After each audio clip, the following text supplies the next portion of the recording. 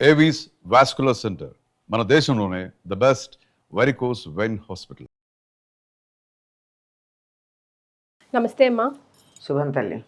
అమ్మ, దుర్గాదేవికి నిమ్మకాయల పూజ చేస్తూ ఉంటాం, నిమ్మకాయలతో దీపారాధన చేస్తూ ఉంటాం. అసలు నిమ్మకాయలకి దుర్గాదేవికి ఉన్న ఆ సంబంధం ఏంటి? ఎప్పుడు ఎలాంటి టైంలో ఈ నిమ్మకాయ అలా పూజ చేయాలి? ఎప్పుడు పడితే అప్పుడు చేయకూడదు, మంగళవారం శుక్రవారం చేయాలి అని నేను విన్నాను. అందులో నిజమేంత? నిమ్మకాయలమ్మ ఉగ్రతను తగ్గిస్తాయి. అది మామూలుగా కూడా ఎవరైనా ఫిట్స్ వచ్చి పడిపోయినా, అప్పటికప్పుడు హార్ట్ అటాక్ లాంటిది వచ్చిందని అనుకున్నా, ఊపిరి అందట్లేదన్నా ఏం చేస్తారమ్మా, నిమ్మకాయ తెచ్చి వాళ్ళ నోట్లో పెట్టి ఫుల్ నిమ్మకాయ కసక్కను కొరకమంటారు. కొరికితే వెంటనే వాళ్ళకి అప్పటిదాకా ఊపిరి అందని వాళ్ళకి కొంచెం ఊపిరి వస్తుంది. మాకు గాలి అందట్లేదన్న వాళ్ళని నిమ్మకాయ కొరకమంటారు. మీరు ప్రయాణం చేసేటప్పుడు కూడా ఏం చేస్తారమ్మా, వాంతులు అయ్యేటటువంటి వాళ్ళకి నిమ్మకాయ ఇచ్చి నలిపి వాసన చూడమంటారు. నిమ్మ రసం కన్నా కూడా నిమ్మ తొక్కలో నుంచి వచ్చేటటువంటి నూనె ఉందే, అది వెంటనే చర్రమని లోపలికి పెడుతుందన్నమాట. అమ్మవారు దుర్గాదేవి దుర్గమాసురుడు అనేటటువంటి రాక్షసుని సంహరించి చాలా పరాక్రమంతో ఉగ్ర రూపంలో ఉంటుంది. అలా ఉగ్ర రూపంలో ఉంటుంది గనక అమ్మవారు ఆవిడ ఉగ్రతని మన మీద ప్రదర్శించకుండా ఉండడానికి నిమ్మకాయల హారం వేస్తూ ఉంటారు. ఇప్పుడు మీరు గమనించినట్టయితే ఈ పోతురాజుల మెళ్ళలో కూడా నిమ్మకాయల, కాళికాదేవి మెళ్ళలో కూడా నిమ్మకాయల హారం వేస్తారు.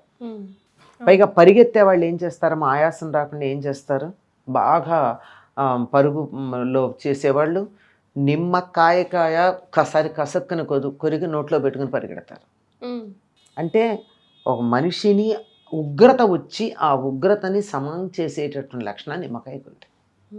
అది నాకు తెలిసి ఆయుర్వేదం ప్రకారం, వైద్యశాస్త్రం ప్రకారం ఎందుకు అమ్మవారికి నిమ్మకాయలు వేస్తారన్నది నాకు ఈ సమన్వయం కనపడుతుంది, అంతే కనపడుతుంది.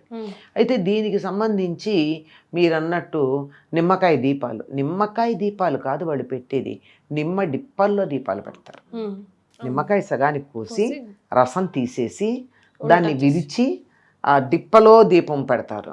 అంటే రసం ఉండే వైపు కిందకు ఉంటుంది, తొక్క లోపలికి ఉంటుంది, దాంట్లో దీపం పెడతారు. ఇందాక ఏం చెప్పాను నేను, నిమ్మ తొక్కలో నూనె ఉంటుంది. నిమ్మ నూనె చాలా మంచిది. చాలా రకాలైనటువంటి సౌందర్య సాధనాలలో వాడతారు ఈ నిమ్మ నూనె. ఇది సాధించడం కష్టమని చెప్పి నిమ్మగడ్డి వేసి వాసన వచ్చేటు చేసి కక్కుర్తి పడుతూ ఉంటారు తర్వాత. కానీ నిజానికి నిమ్మ తొక్కలోంచి వచ్చేటటువంటి నూనె ఉందే, అది చాలా విలువైంది. దానితో కలిపి దీపం పెట్టడం ఇక్కడ అన్నమాట జరుగుతూ ఉంటుంది. ఇది దేనికి అంటే రాహుకాలంలో పెడతారు. మంగళవారం మధ్యాహ్నం 3 గంటల ప్రాంతాల్లో ఏదో ఉంటుంది అనుకుంటాను, శుక్రవారం ఏది ఇంకో సమయంలో ఉంటుంది రాహుకాలం.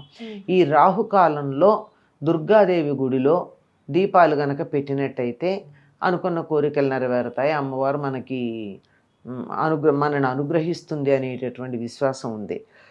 కానీ పండితులను అడిగితే చెప్పినటువంటి మాట ఏమిటంటే, మనకి రాహుకాలం పట్టింపు లేదట.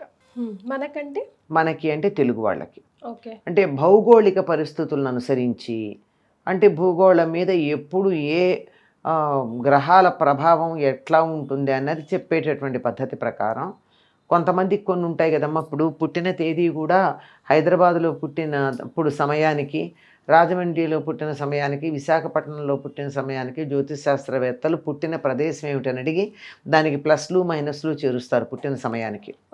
అవునా కాదా?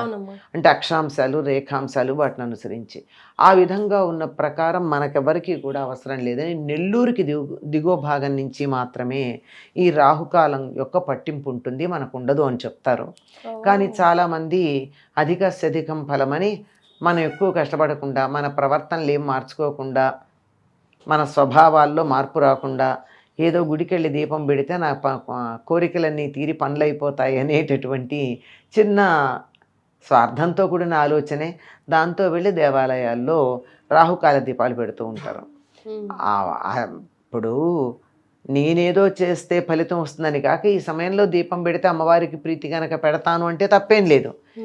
అది అలా పెట్టేది ఆ సమయంలోనే పెడతారు. అది కూడా నిమ్మకాయని ఇలా విప్పి వెనక్కి తిప్పి దాంట్లో దీపం పెడతారు. అది అమ్మవారికి తృప్తి కలుగుతుందని. ఎందుకంటే అందులో ఎప్పుడైతే మీరు నూనె నెయ్యో వేసి, ఆవు నెయ్యో నూనె వేసి తడిపినటువంటి ఒత్తిని పెట్టి వెలిగిస్తారో ఆ వేడికి నిమ్మడిప్పలో ఉన్నటువంటి నిమ్మరసం కూడా కలిసి నిమ్మ నూనె కూడా కరిగొస్తుంది.